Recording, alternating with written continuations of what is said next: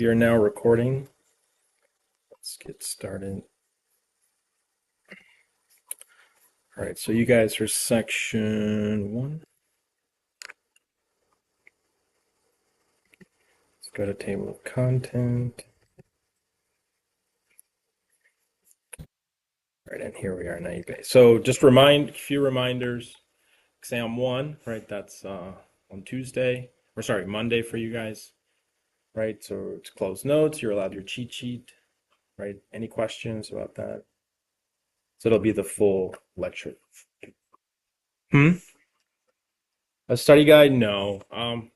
At the end of class today, you can ask questions. I'll try to save a few minutes to talk about the exam. All right. Yeah, so let's get started then. So like I said, no homework assignment this week. We're just going to finish up naive Bayes, one of the algorithms. Remember, this is more like, yeah, it's the algorithm, but also a concept, right? A family of machine learning algorithms. We'll touch on this again when we talk about hidden Markov models. But just remember, these are probabilistic types of approaches, but they can be intuitive, right? So this is a non-neural network, non-decision tree, non-geometric even, KNN. This is its own family of algorithm. All right, so on Monday, we went over one use case of naive Bayes. Today, we'll go over another use case of naive Bayes, and we'll finish up the code. Yeah, so remember, these are my notes for the use case of words, essentially, documents. If you remember, our goal was to classify documents, and the features were just the words in the document. So that's a specific type of problem. So these were my notes in the slides and the PDFs.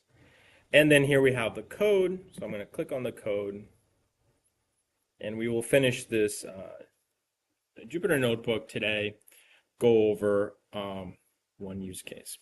So the use case that I covered for words, for language, if you remember, it's essentially a type of account, or it's binary, right? The bag of words approach. So and we went over the whole description of it, that to calculate the probabilities, we just count the occurrence of the words, right? So that's essentially what we did, and I derive all those, so you can refer back to those. So we also have, so essentially naive Bayes, we can have like two different kinds of cases. One case is the multinomial. That multinomial is essentially the one we did on Monday. You can think of it as, binary, discrete, right, word-based, etc. And then, but not all data is going to be like that. Some data is going to be more like just numbers, measurements, temperatures, etc. And so that one, we can call it the continuous case. So it can be the discrete case or the continuous case, okay? And so that's kind of a differentiation. So today I'll talk about the continuous case, and I'll try to motivate with something that's familiar to us, like the iris data set, right? So we'll talk about that. So what we know about the iris data set is that, we have 4 features: petal length, petal width, sepal length, sepal width, right? And we just measure the size of that, So we don't say something like has petal length, has petal width, or has 3 petal lengths and 3 petal widths, right? That's kind of what we did in the word example. We would count how many of that feature we had. But in the case of something like iris, most like industrial type problems, we have something like sepal length, sepal width, and it's some kind of a measurement of it, right? So we can call that the continuous case. So that's not the way that I described that on Monday to calculate the probabilities of, for words, is not the same way that we calculate probabilities for something that is continuous, right? So that the whole framework is the same, right? So everything that I derived in there is exactly the same from a Bayes rule, so I'm not going to redo that for the continuous case. Everything is the same up until the classifier. We calculate the probabilities. The only thing that changes between the discrete and the continuous case is how I would get those probabilities, right? So before I said I count them, I have a numerator, a denominator, if you remember, and I had, and that's how I would get the probabilities. Here, we have to get it in a different way. And that's what we're going to talk about today. And I'll give some examples of that first, to kind of illustrate a few tricks that that are very common in machine learning. I'll introduce one trick related to log scales that is used, and you guys will understand exactly why we use it. It'll make sense. So for this lecture, you can follow this README. So just make sure the README that I provided with the code, all right, it kind of ties into what I'm saying today. So definitely read this. It's really important. So naive Bayes, multinomial versus Gaussian. Now I've been calling it, binary or discrete versus continuous, and that's fine. I can also call it multinomial versus Gaussian. That's it just implies that I'm using a Gaussian for the continuous case, or something like that. We'll talk about what a Gaussian is, just an equation. Pretty simple, something you either saw in your stats class or you will see in your stats class. It's the formula for the normal distribution, that little bell shape thing that you always see that has a mean and a standard deviation. So understanding why Gaussian naive Bayes replaces word counts, right? So this is kind of, as I said, both algorithms are the same, just the probability calculation is going to be a little bit different. So this expands the intuition behind why Gaussian naive Bayes is used for continuous features. In the case one, the one we did on Monday, we had text classification, multinomial naive Bayes, for instance. So with word counts, we estimate probabilities using frequencies. And I showed you all the details about that on Monday. So if you remember, I'm kind of summarizing here the probability, the conditional probability of W given C, Wi, right? And so we just said it's the count of Wi in class C divided by the total words in class C. So you probably remember that. That's what we did. So it's a simple count. Simple counting works because features are discrete. They're just words. The features are the column names, if you will. In the case two, the one that we're discussing today, this is the continuous features, right? So that's a different kind of thing. Here, the example, if you notice, I'm using iris, essentially.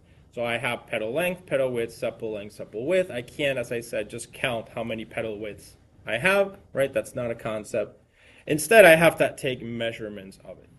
So here we have another approach. We know that, let's say that I have 150 samples, right, of iris flowers, and I have 4 features. So for feature petal length, right, F1, let's call it, I have 150 values, and I can easily just then do what?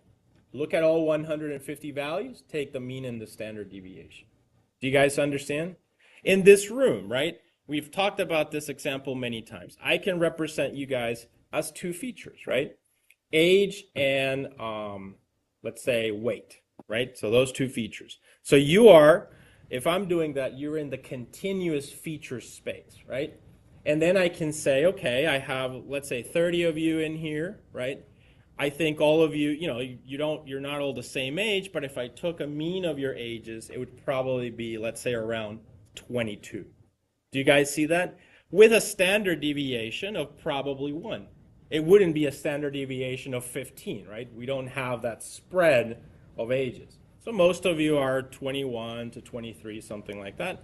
Do you guys see that? So that's essentially what this is. What we're going to do is for the feature age, right, it would be 22 is the mean, standard deviation of 1, boom. Do you see that? But now let's say that I come in as a point in this space with my age. So my age is different. So the example here is you calculate a distribution using this Gaussian. You know the mean and the standard deviation. A new student comes in through that door, a peer of yours. So that student is about, let's say, 24.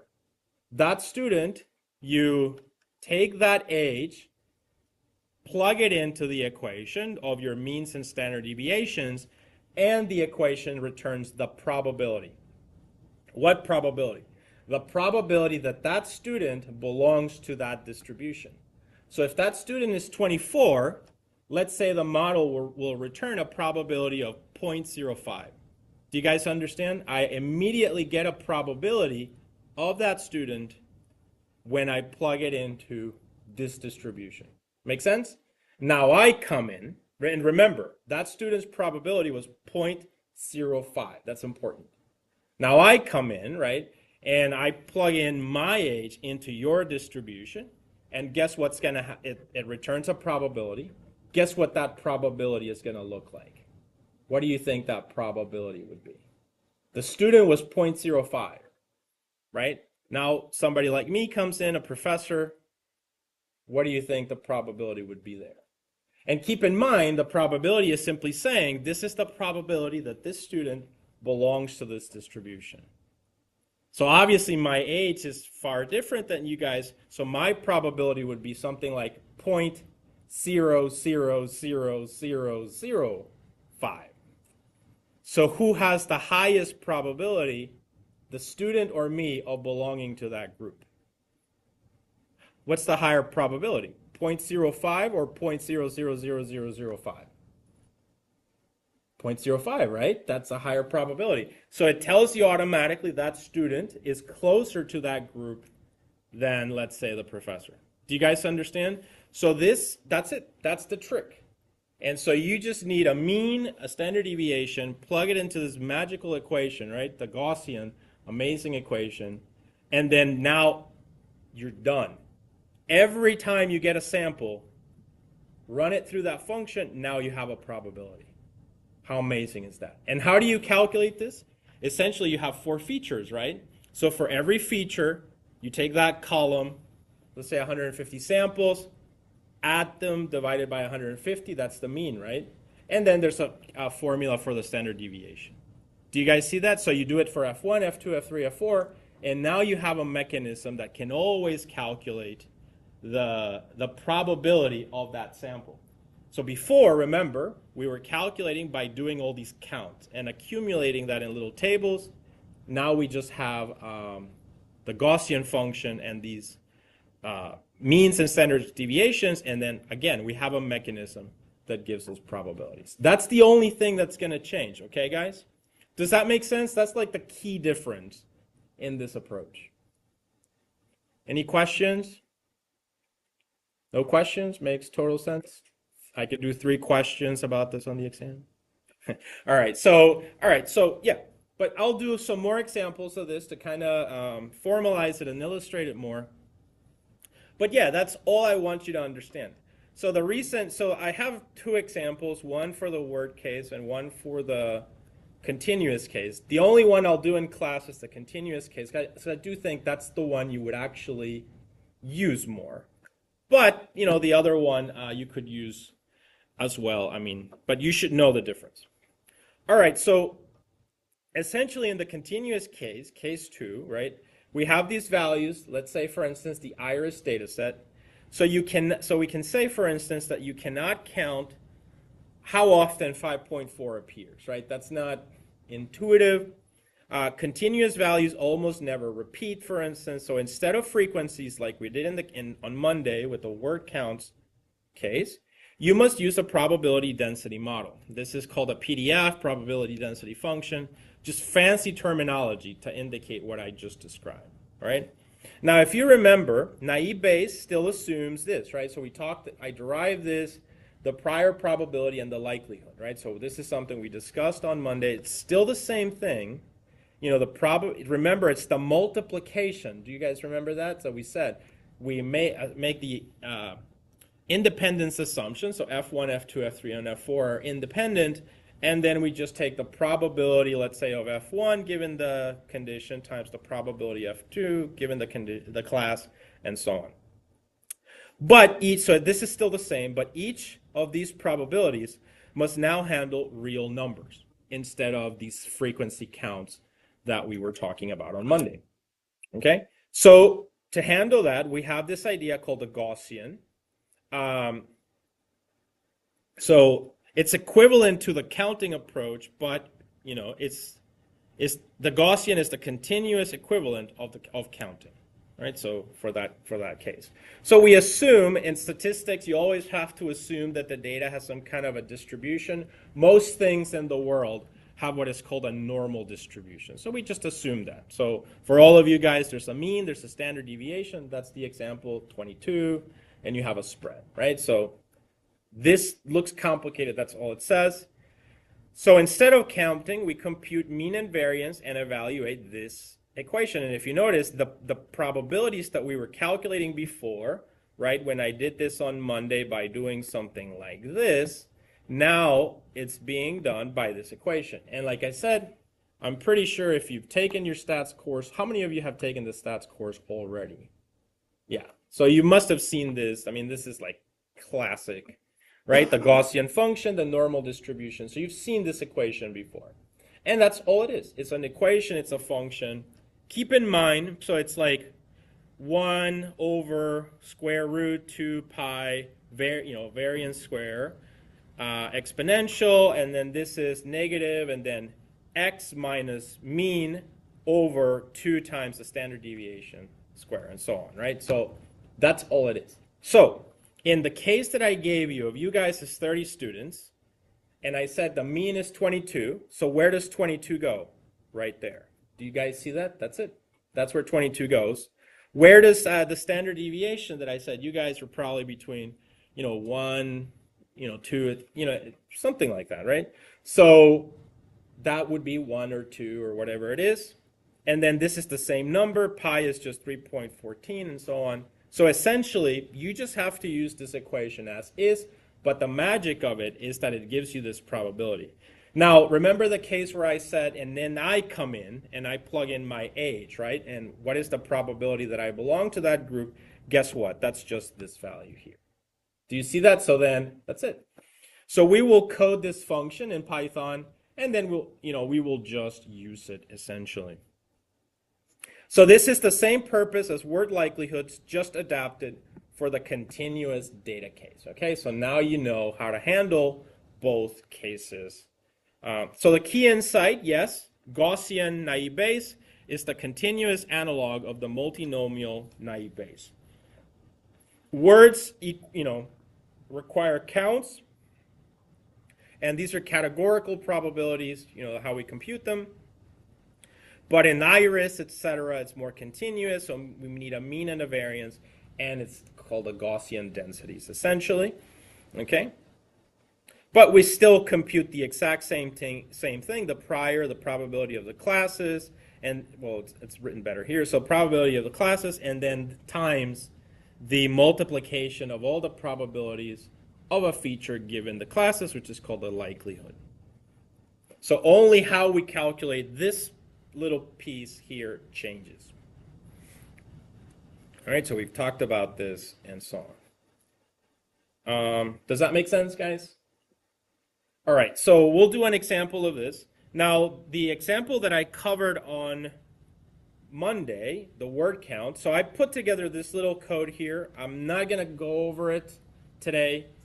We may not go over it at all this semester. But if you guys are still interested in seeing how to implement that, you can play with this code, okay? So I'm just providing it for your reference.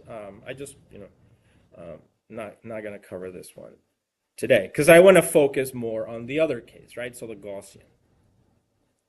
So the Gaussian naive Bayes, or for continuous features, used, when features are real valued numbers, not counts. Key idea, each feature is modeled with a Gaussian distribution per class. So remember, you'll have a mean for every feature. So here we have, for instance, like the steps, mean per class per feature, variance per class per feature, and a prior probability of each class, right? So we'll need to compute these things. And we evaluate, on the Gaussian to obtain the PDFs. So this is the code that we're going to do. So we'll come back to that in the end. But before I get to it, I want to cover 2 things. So I want to cover an example, a separate, simple toy example, if you will, of this idea of the Gaussians and probabilities, just to kind of like make sure that's clear. And then there's also a trick that happens a lot in machine learning, and so I need to cover that trick because it's going to be everywhere and like going forward, we're always going to see this thing log and it appears and I say something and this looks different. So, all right. So first of all, let's open up Colab and we're going to do this example of apples. So I'm just going to open up Colab, new notebook.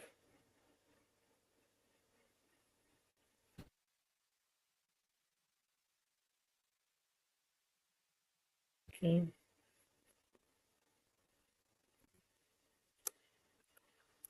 All right, so let's kind of get the intuition of this example. This is a nice exam type. So for those of you that wanted a review, this is a nice exam type question. All right, so talking about the Gaussian. This assumes one feature, two classes, right? And we're going to talk about apples. So suppose that we have two classes of apples. We have small apples and we have large apples. All right, the feature that we're going to use is weight in grams, which is a continuous type of a feature, as we have discussed. So you measure some apples. So now let's say that all of you here in this room, each of you has an apple of class A. So you were required today to bring an apple of class A. Those are the smaller apple, okay? So there's 30 of those. So for class A, then I'm going to measure several things. So I take everyone's apple, right? And let's say you have an apple that's 95 grams and you have an apple that is 115 grams, right? So all of you have, so I take I measure them, take the mean of all of them, and it turns out the mean of those apples is 100 grams with a variance of 10 square. So that's just the spread. Usually it's like standard deviation is 10, and then the variance is, like square of that. So I know that the spread is 10 and the mean is 100, okay? Then I have class B. Next day, I ask you guys to come in and bring each of you an apple of class B. You bring larger apples. So then somebody comes in over there and they have an apple, it's 201 grams. Someone over here has an apple, it's 185 grams, right? So I take again all the apples, take the mean, the standard deviation, there you have it, 200 grams and 20 square grams, right? So I have these values now. You all with me? So I have them, right? So now, so we model here. I'm going to use the Gaussian, right? This formula over here. Up here, right? And I'm going to use it with these values to calculate the probability of a new apple that someone is going to bring. So here I have the Gaussian for class A is going to be 100, right, and 10, and for class B it is 220. So this is exactly what your code does. It computes the means and the variances per class. So let's say that now somebody comes in on the third day and they bring an apple that is 120 grams. Do you guys see that? And what I need simply is I have these two models and I'm going to give that value to each of the two models, 120 grams to the class A and class B. And all it's going to do is it's going to tell me the probability that that apple that weighs 120 grams belongs to class A or class B. Do you guys see that? I'm not implementing naive Bayes here or anything like that. This is just, I'm just calculating the probability of, and showing how the Gaussian works. It just gives you a probability of something belonging there or not. So you want, what is the probability this weight would come from class A or class B? Since the weight is continuous, you cannot count frequencies. So almost no apple weighs 120 grams. So here we're going to take a simple example using this Gaussian. So we're going to use the equation, and then here's the code, and we're going to see how it works. So first, let's grab this part. And you can see I'm using NumPy. I'm implementing this function here, and this function here is exactly this equation here. Okay, that's it. So I've converted this equation to a function in Python and NumPy. So I run it, I load it. There we are. Okay, great. Now I'm going to set up the two cases, right? I need to have the mean and standard deviation for the two classes here, right? So here I say mean and variance of small apples, class A, that's 110, and class B, large apples, so that's the mean and the variance, and that's 220. So I have those values, okay, that I had computed already. Now I bring in my test sample. Remember, it's 120. So if you guys look at this value, 120, would you say that it belongs to class A or class B? What would you say? Which class does it belong to? A or B? It's 120 grams, right? So is it more like class A or is it more like class B? A, right? How do you know? You don't know really, right? Your brain somehow knows. But here we use a Gaussian to answer that question for us, right? So let's see if it works. So I'm going to now grab, notice that all I do is I calculate these likelihoods. You see that? So I call Gaussian PDF. That's just a function that I implemented that represents this equation over here, right? That's it. But it takes the values. The function takes x, mean, and var, right? So it takes those values. So notice here I give it x, 120 for both cases, and then each one of these has its own mean and variance for the cases of A and the cases of B, right? Someone said, what's your name, sorry? Jake said that it belonged to class A, right? That's what Jake believes. All right, so let's go ahead and click on it, all right? And now all we have to do, so notice what it did. What's important to us, naive Bayes will need that it generates these probabilities, right? That's like the frequency counts were giving us these probabilities. This is going to give us probabilities as well. So now let's see if it did work. I'm going to print this out. And there you have it. What do you guys think? Was Jake right or no? Which, this is the higher probability, right? 0.005. This will have 5, 6 zeros, right? And then a 6. So it's a smaller probability. That's going to be like, you can see it here. It's like 0.00000, 5 zeros, and then a 6. Does this make sense, guys? So that's how it works. That's it. Magical, right? So it just, you have your data for the features, you take the mean and the standard deviation, you plug them into this great function, and boom, now you get always the probabilities that you need. And that's how it works. So really great. So the interpretation of this, 120 grams is close to class A's mean of 100. So the Gaussian returns a higher probability. Yeah, this has a higher probability. 120 grams is far from class B's mean because that's, further away. And we have a tiny likelihood, and you guys can see it over here. So it's almost 0. It's almost like saying, hey, the probability of it being class B is 0. For the other one is class, it's better, 8. So this is exactly how naive Bayes handles continuous features.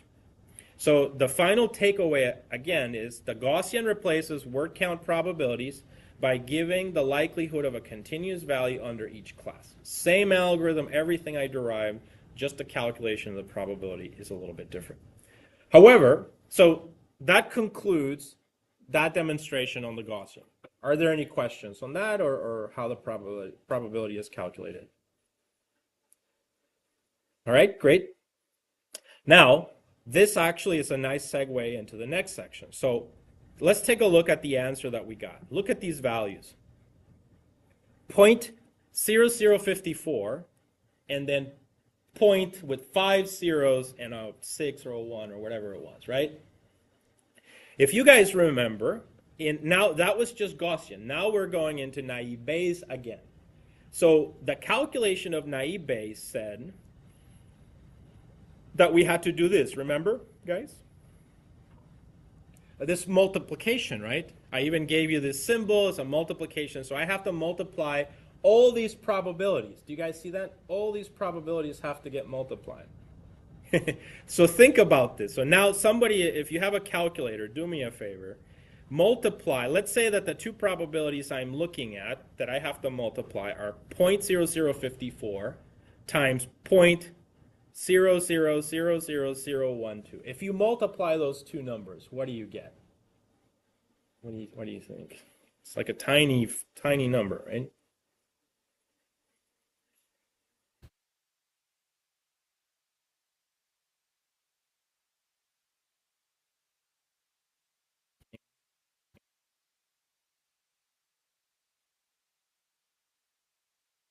How many zeros was that?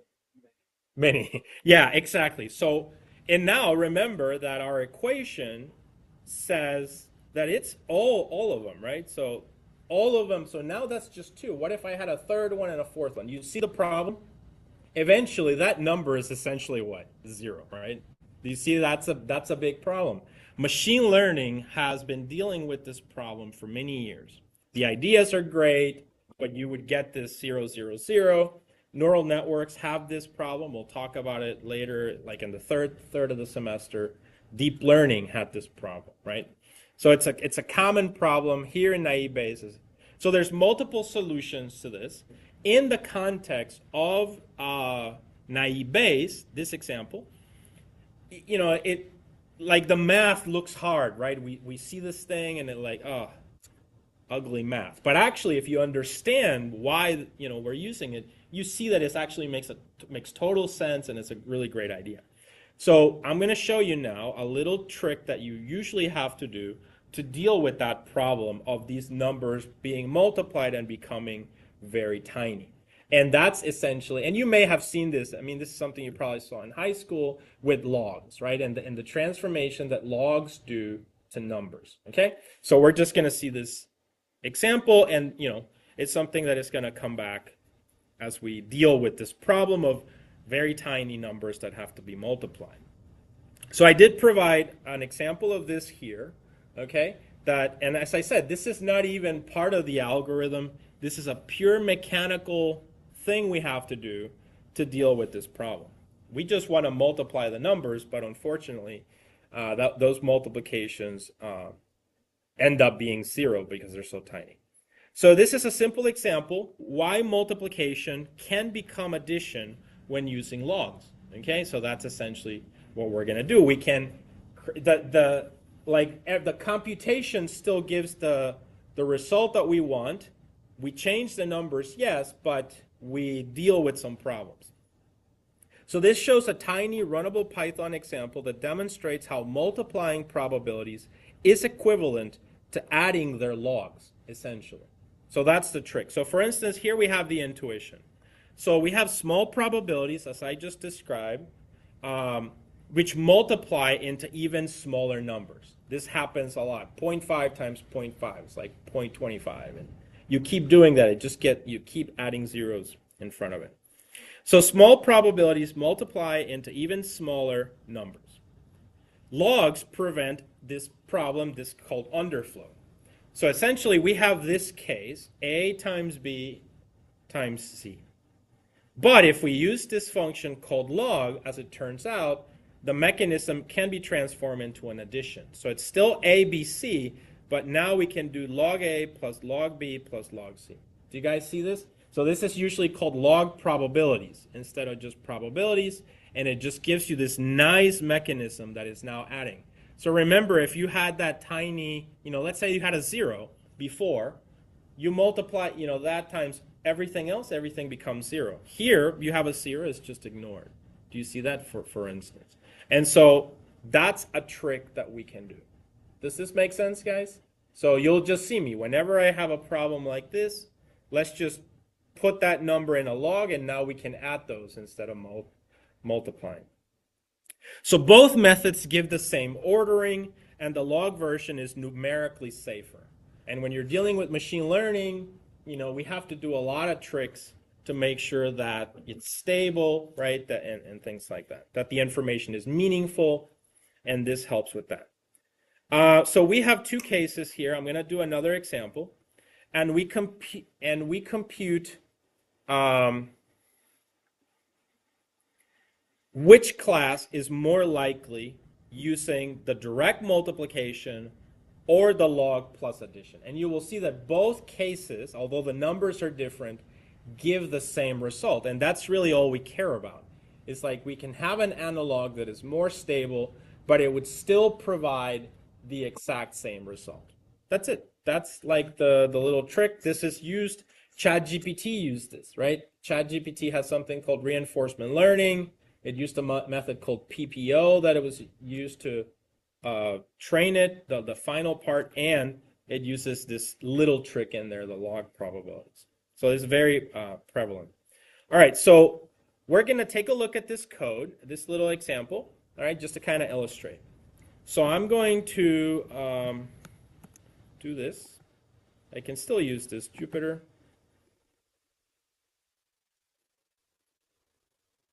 Props. So notice over here, I'm bringing in NumPy again. We're going to pretend that these are likelihoods for 3 features under 2 classes or something like that. Class A probabilities, Class B probabilities. Okay?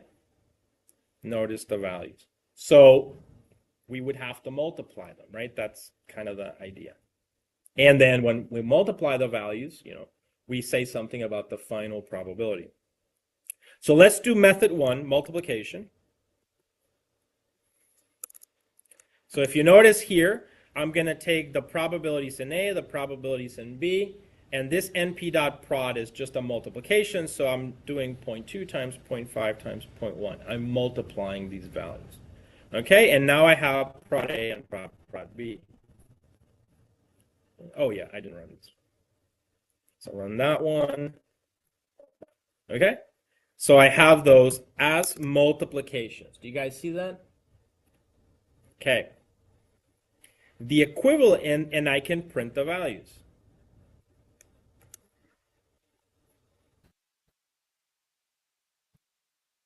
And there you have it. I have my multiplications. Prod A, prod B. There we are. Okay? Now, I take the same A and B, right? But now I'm going to do the NP log, which is this log, right? And NP sum.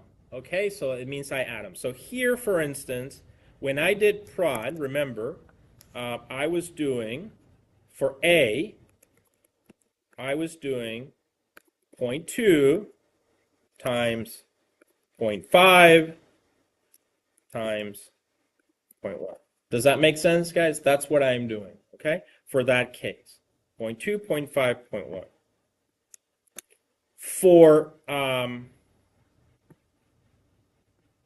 For this case here, I'll write it down because it might be confusing to see NP log and then NP sum. Remember, there's just a vector. I have still the same values in A, 0.2, 0.5, 0.1. But what do? The NP log does log like that. Do you see that? And then log like that. Whoops. And then log like that. Oops. Do you guys see that? And then also, this implies, and then you can see NP sum, right? NP sum is the sum of these results. So I just, instead of multiply, I can just do an add. And that little trick then allows me to not have this multiplication and instead to change it to sum of logs. Does this make sense, guys? That's essentially what we're doing. in this example. So now I can run it. And there you have it. So I run it.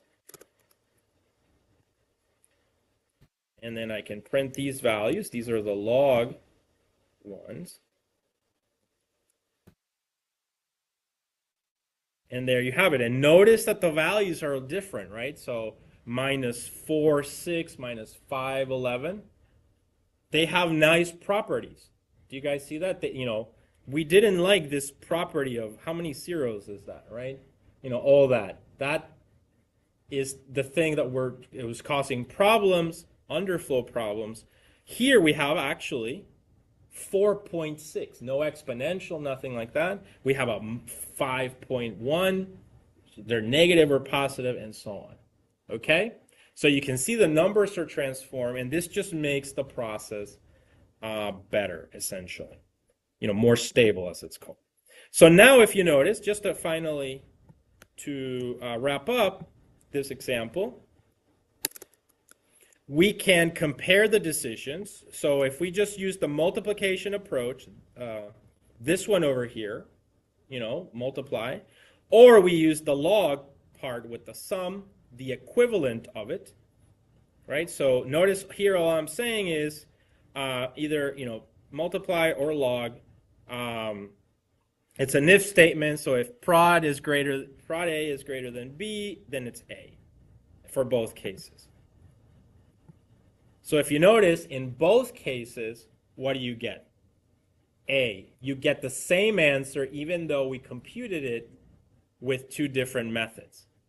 But if you use the sum of the logs, that's a preferable method because it is more stable.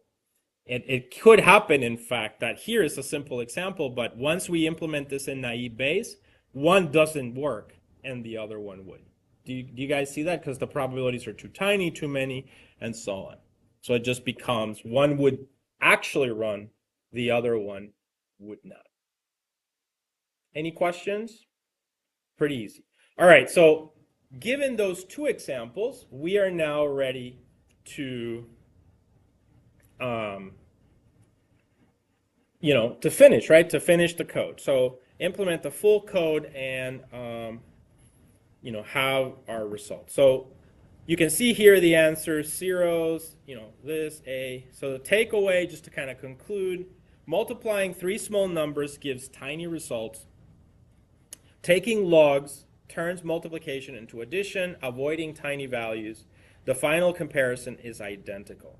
This is why naive Bayes and many other ML models, because the weights of neural nets are kind of like very tiny also, and many other ML methods will end up using these log probabilities instead. So that's just a little trick that you have to learn in order for this to work. All right? Okay, so now I think we have everything completed as far as the background. So what we're going to do now is just finish up an example of continuous, which is the one I started on Monday. So it's the same code, and that will be it. Okay, and hopefully this makes sense as far as naive Bayes. The family of algorithm, the continuous versus discrete. But as you can see, a lot of these algorithms always have some overlapping thing that will be used later on. Okay? So let's now, so obviously make sure you read this for the exam because some questions could come from here. But the final thing is let's go back to the Jupyter Notebook. And I think on Monday we had started to lay out the data set and everything, right? And so we'll just wrap it up today. And that should be it. And then the rest of the time you can ask questions about the exam, which is on Tuesday. So let's go ahead and I'm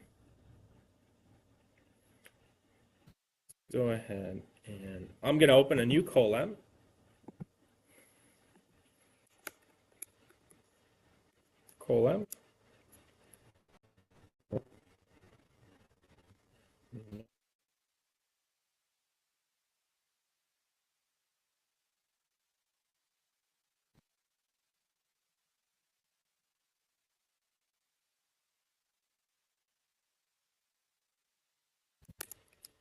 Okay.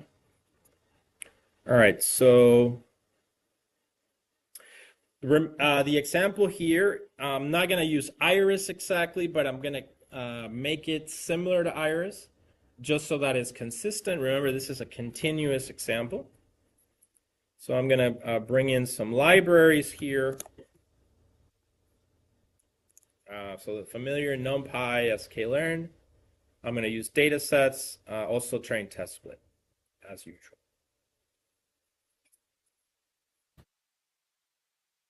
Okay, so let's give it a minute. Okay, great. So now, this is going to be probably the hardest part to look at, so we'll come back to that. This should be okay.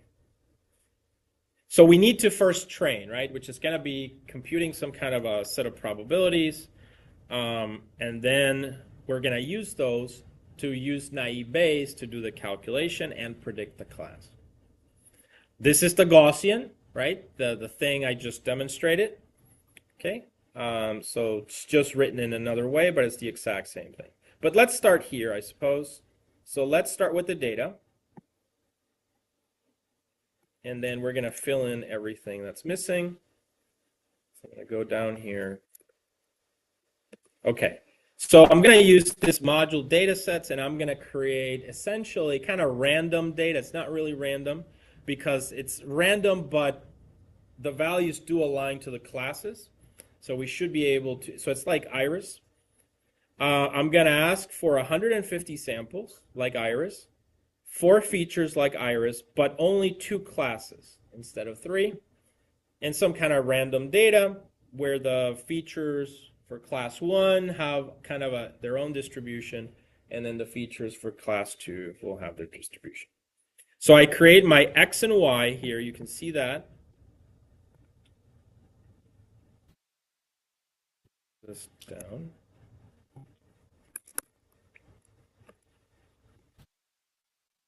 Cells. Okay. So now I'm going to run X and Y. I can print X if you'd like.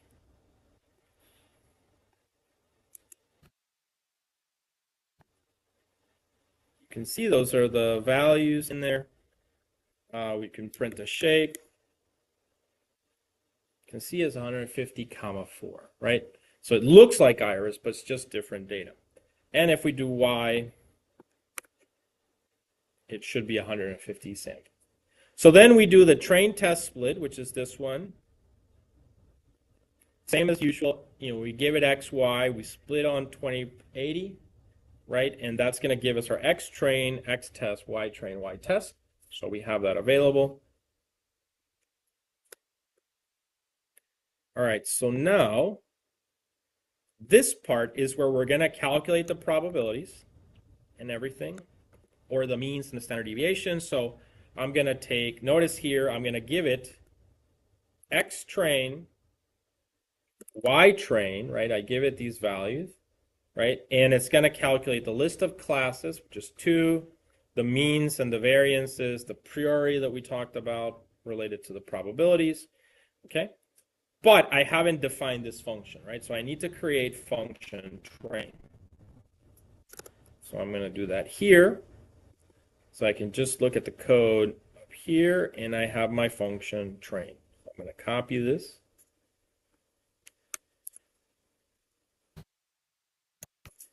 Going to put a return. So 1, 2, 3, 4. All right. So this function train, notice it just takes X train, Y train, right? And now we need to perform the computations in here. Okay.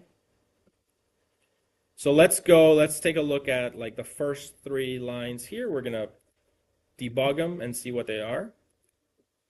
So the first thing we do is we grab from xtrain.shape, right? So it's going to give us the shape. So it should tell us that there's 120 samples and there's 4 features, right? So that's essentially what it should do. So if I put a print here, n samples, and I also put print n features, and then I put an input to hold the program, then I can essentially see what's in here. So I have train, and then I do this. And you can see it tells me that there's 120 samples and 4 features. So there we are. This one.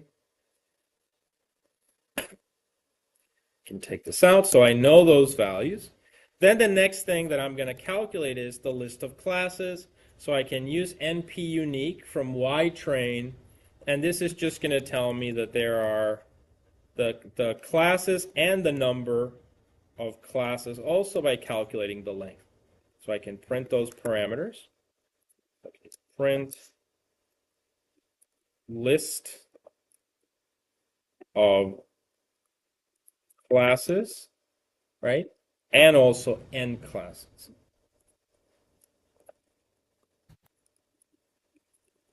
N classes.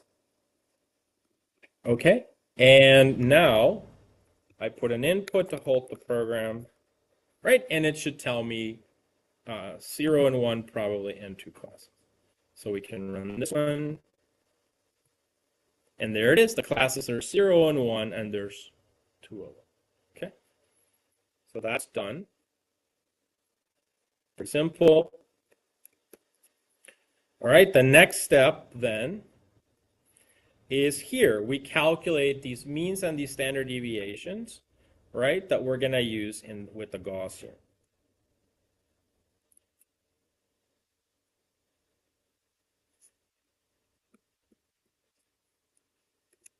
Okay. And let me know if you have any questions. But you can see here, I'm just going to calculate the values as I would calculate the probabilities of the frequency counts. Similar idea. Here, notice, I'm using NP0. So essentially, I'm just creating like a blank array. Okay, a blank array, and then I'm going to fill in with values. I'm specifying that it has n classes and n features. So what's the size? 2 by 4, right? That's 2 by 4, 2 classes, 4 features, okay? But it's going to be blank. And for the priori, it's just going to be an array of just 2 values because there's 2 classes, right? So I want to know those probabilities. So here, one quick way of doing this is just doing print means dot shape. Remember, these values are currently empty. Just zeros. Print variances dot shape.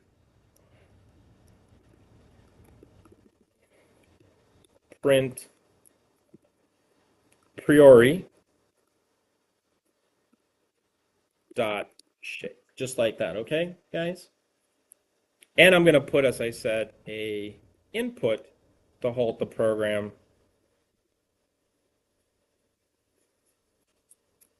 Just input. All right, so now we can run it. Okay, good. We run the function, and there you have it. You can see for every class, I'm going to have the 4 features. That's going to hold a mean. So remember, if I have 150 samples, feature 1, feature 2, feature 3, feature 4, I take all 150 values, sum them, divide them by 150. That's my mean. Then I do the calculation for the variances. And so for every feature, I have a mean and a variance. And the priori is just the thing of how many times I see class 1 or class 2. Make sense? So this would be the equivalent of starting to calculate the frequencies in the other case. But that's it. So that actually is done nicely. Well, here we only have 0 values. By the way, I should say that the way that I'm coding this is not fast, because there's a NumPy tensor operation approach to doing this that you probably saw in the 100 examples, right, that I gave you. But the way that I have this coded is with for loops. As you know, these calculations with for loops are very slow, but it's meant to be like this so it's easier to understand what's going on. Okay, so it's just for intuition, but if you were coding this for a big thing, you'd have to code it in the tensor operations approach. So here's a for loop. And let's just grab the first one, first couple of lines. Okay. Okay, so that's a line, I think, and then 1, 2, 3, 4. All right, so what are we doing? We're going to do this. Remember, it's 2 by 4, right? So we're going to do it for every class. Row first and row second. So we're doing it on a per class basis. So of the list of classes, which is 0 and 1, I grab the index and the class itself, right? And then in the train set, right? So I need essentially all the samples in X that belong to the first class. So the trick that I'm doing here, remember, is the same trick that I used for the k-means example when I was plotting the results, right? So I was using this Boolean where I look in Y-train for values that are the first class, 0. So any value that is of class 0 is selected. I get the index of that, and then I just get those indices from X-train, and boom, I have my vectors. So here there should be about 60 or so examples, and this creates a little data set of just samples from class 0. Okay, so it would be like 60 comma 4 or something like that, and we may be able to print that. This, for per class, so this should be correct. So X underscore C and then dot shape, right? That's what we want to do. So let's go ahead and try this one out.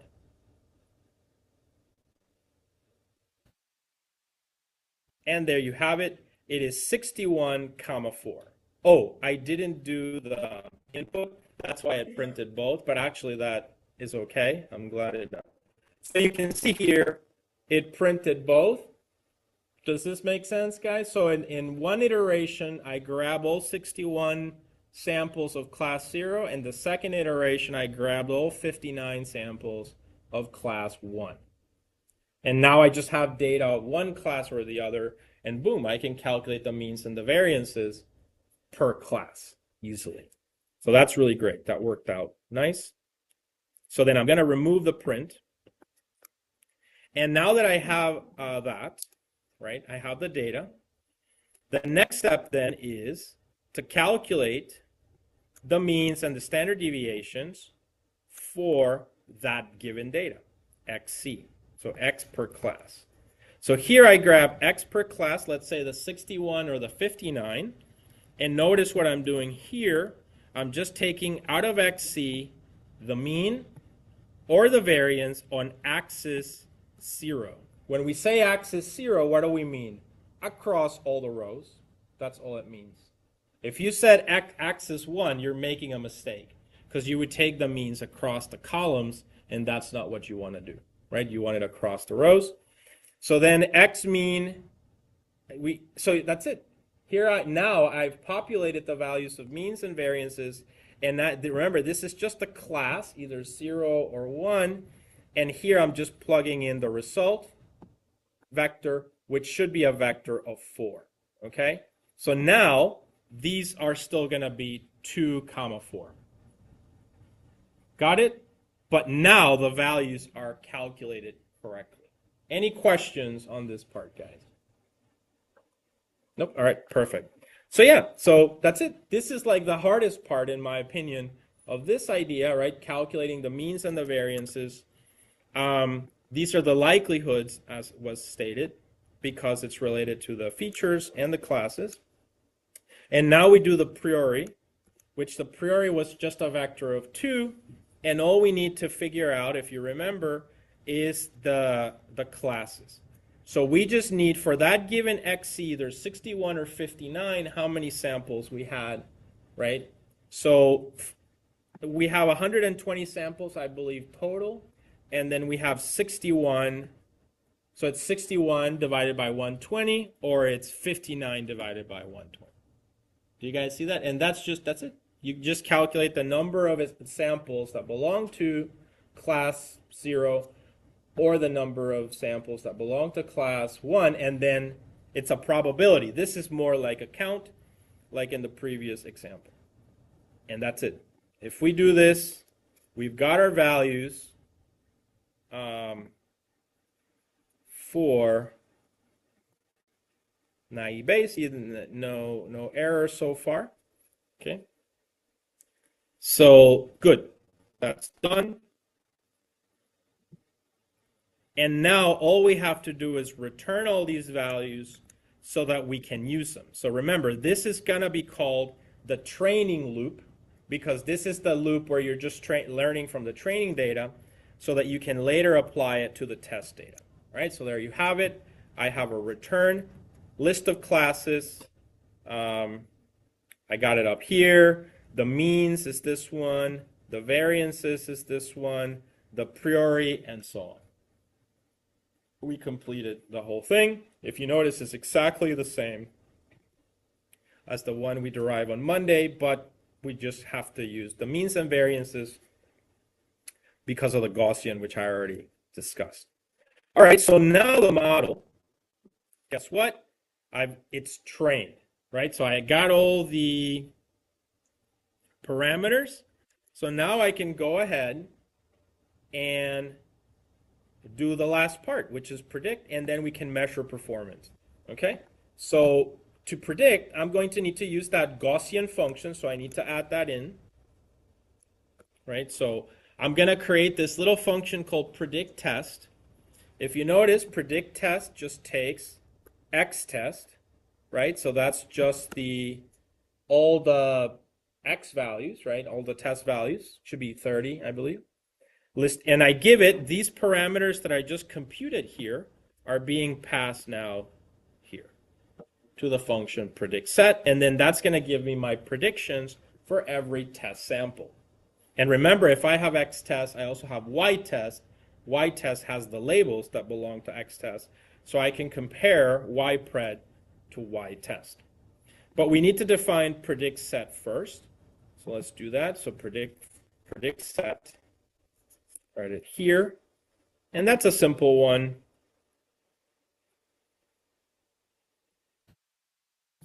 Copy. There we have it. So predict test just takes, x test, all the parameters, we just compute it.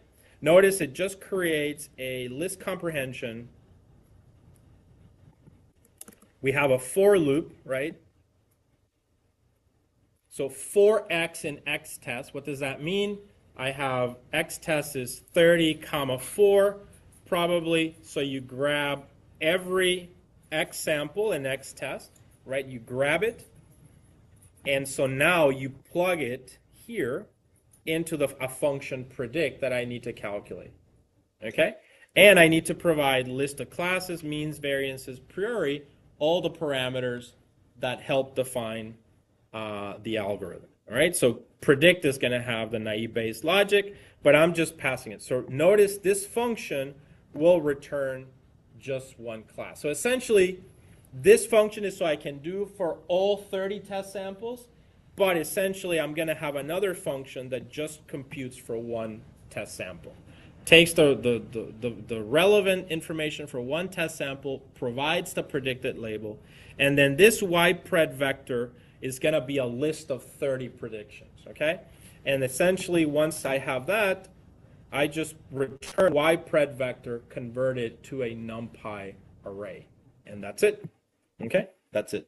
So now, let's define predict, this function over here. So that's this one, predict. So let's define it like up here. And actually, I'm going to just do a little bit at a time. And keep in mind, this one will use the Gaussian. So let's copy that already so that we have it available.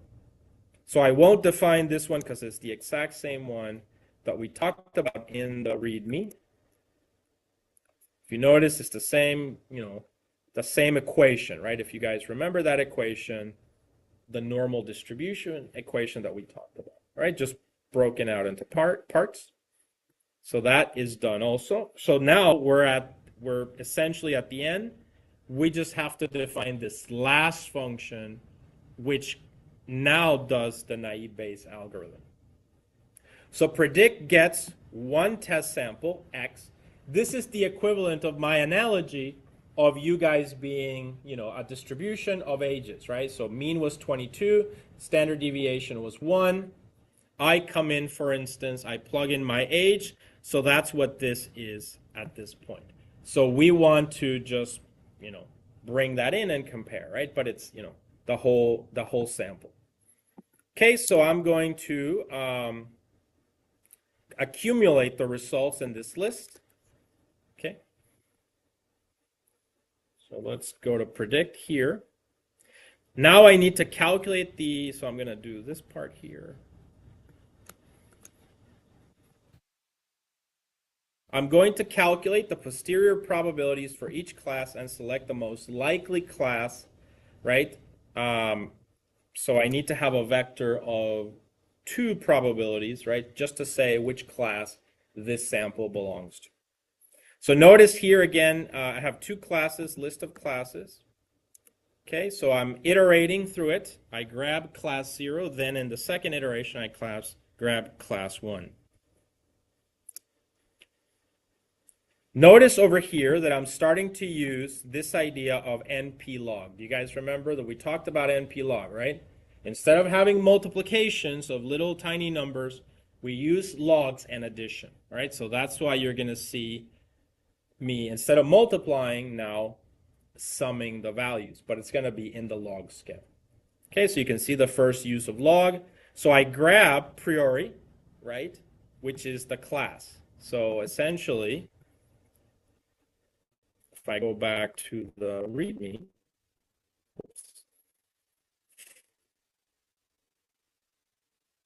base.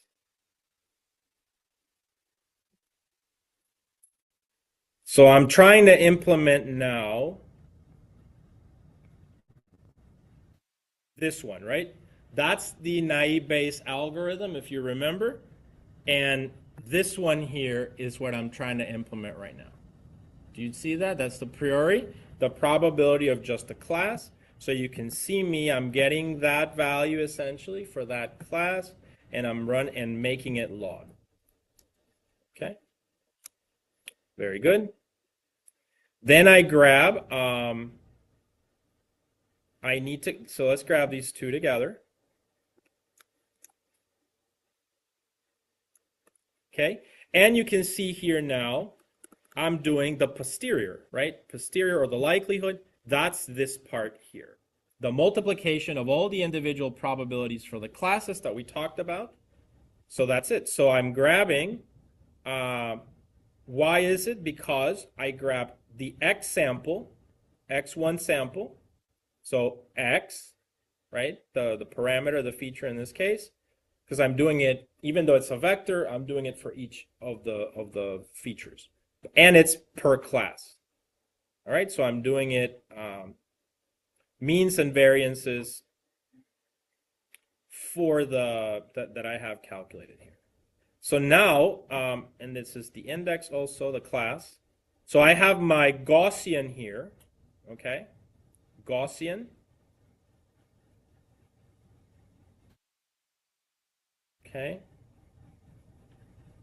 And I get the calculation of the probabilities, and then notice over here then I do the NP log, so that instead of multiplying these, I can add them up. So I do NP log posterior, now they're in the log scale, and I can sum them, which is the example that I had discussed. So now I have add the values, and they become this posterior here. Okay.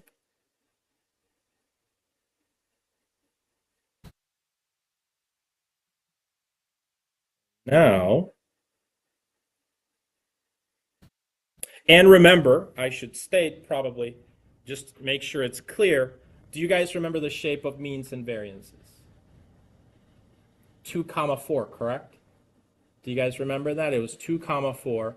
So we want the means only for either one class or the other. That's where the IDX comes in. So I'm using 0, so that means I got the means of just the first class. When it becomes IDX becomes 1, then I have the means of the other class. Okay, so I'm just grabbing one row at a time, and that's what, so I pass all the means, but I do pass this IDX. And if you notice, this IDX is related to the C, so essentially in here, I can just grab the row that pertains to that class. Do you guys see that? That's, key component. All right, and so once you do that, everything is correct. Now you've got your posterior and you've got your prior. You've added already all these probabilities, so all of these that were multiplications have been added. And then you have this one also, but because this is log and this is log, this times here becomes what?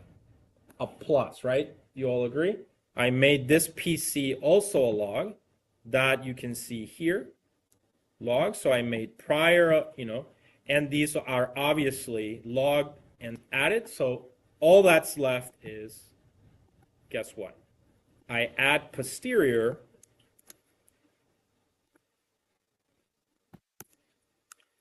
to prior.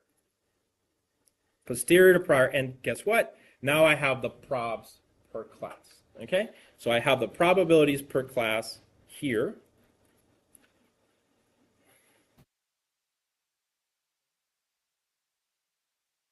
And that's just a result, it's like a variable. And then the last part is I'm going to, because I'm iterating over two classes, I'm going to append probability per class into a list called result per class, which is this one. So essentially, remember, there's two iterations here. IDX will be 0 and 1. 0 for the first class, first iteration. 1 for the second class, second iteration. So I'm going to add into a list twice. Right? Twice. Okay, and then once that's done, I'm basically the last line of code in naive Bayes. What do? I just need to return out of this list of two probabilities, what? What do I return? The index of the highest value, if you remember from the derivation. So from result per class, we convert it into a NumPy array, and then we use argmax. Do you guys remember that we had defined that it uses argmax? And I said to you, argmax is what? It looks at the value, but it returns the index. That's it. We'll have two probabilities in here, and we just grab the probability that's the highest, but we return the index. And it returns a class. It's exactly the same derivation. Just, like I said, there's this log issue, and remember, and this is the continuous case. If it was the discrete case, then obviously we would be getting these probabilities from some kind of table where we did the frequency counts. All right, so I run it. So hopefully I think this should be done now. Okay, so I need to run predict set. Okay, perfect, it ran. So if I print ypred, there you are. I have some values. I can probably do better presentation here.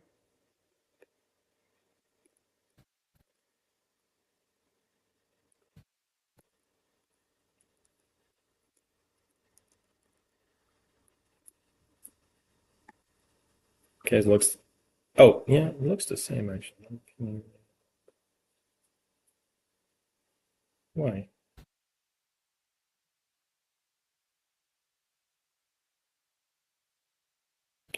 Okay. I want to print both of these together. It should look, it's a NumPy array. Let's take a look. So ypred will have the answers, right? These, and then I have the actual labels in ytest. Okay, so these are printing correct. Strange. All right, so now, if you guys, oh, it's the print. Sorry. When you use a print, it changes the format. Okay, guys, so now, do you guys understand that we finished, right? And now we have the model. I can evaluate the performance of the model. I've got what naive Bayes gave me as the label, predicted label, and I also have the real labels. So do we have many errors? Well, we have 1, 2, 3, 4, 5, 6, 7, and maybe 8 errors. So if you remember, I did say naive Bayes sometimes is not the best in terms of accuracy, but it is fast, right? It's a good baseline. So we don't know exactly the performance, but we can measure it, right? So we can get what? The performance function, right? So where do we have that? If we go maybe to KNN, I believe we had it here. So we can just use our handy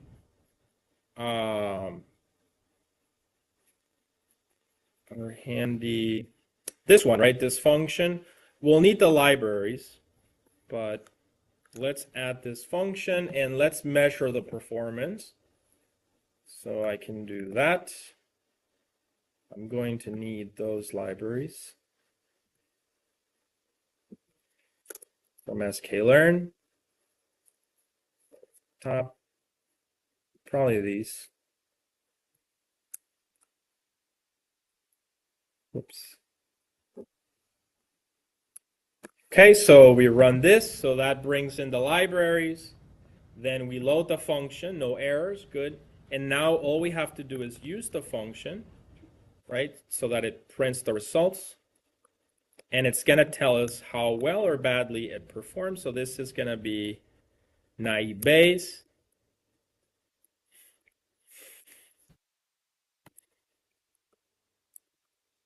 As an algorithm, and the data is called ypred ytest. Ytest ypred, so we have it correctly already. And this should say print.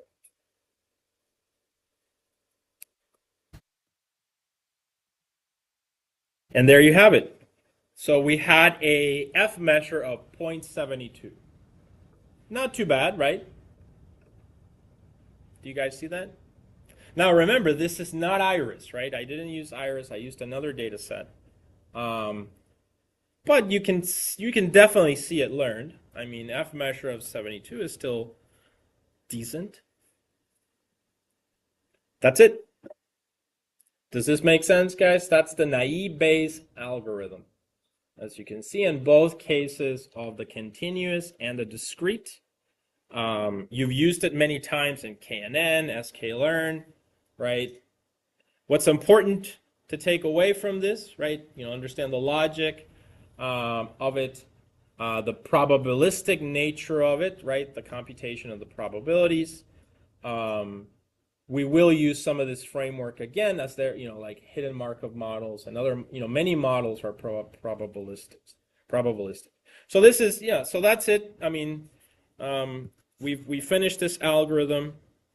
Yeah, so I don't need to record the rest. So I'm going to end the video here.